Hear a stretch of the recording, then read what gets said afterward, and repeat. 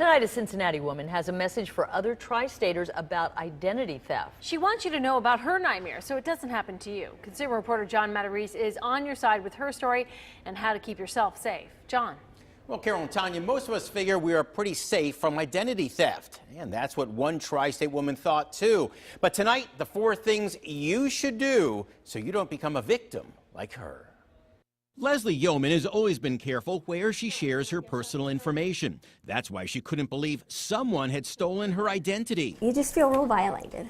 It's like, you're like, who's doing this to me? The Bridgetown woman has spent the past 3 years fighting to get her identity back.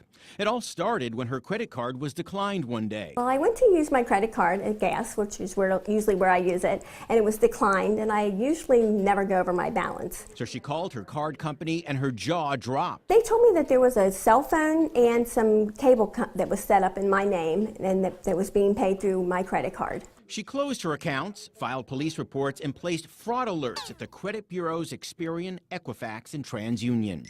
A year later, she says, a woman who worked at a store where she shopped was arrested for stealing more than a dozen customer credit card numbers. The store actually has a frequent buyer card, and when I used my card, it had all my information, and she had a little device that she just used to secretly swipe my credit card and have all my information.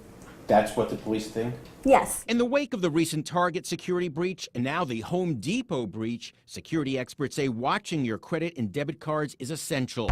They say check your monthly statement line by line for unusual charges. Set up an alert where you get an email for large purchases over $300. Check your credit report every year, free, at annualcreditreport.com, and shred all statements that contain account numbers. All those documents that you should shred, that you shouldn't just throw in the garbage, that have got your personal information on them. Tax documents, bank receipts, credit card receipts.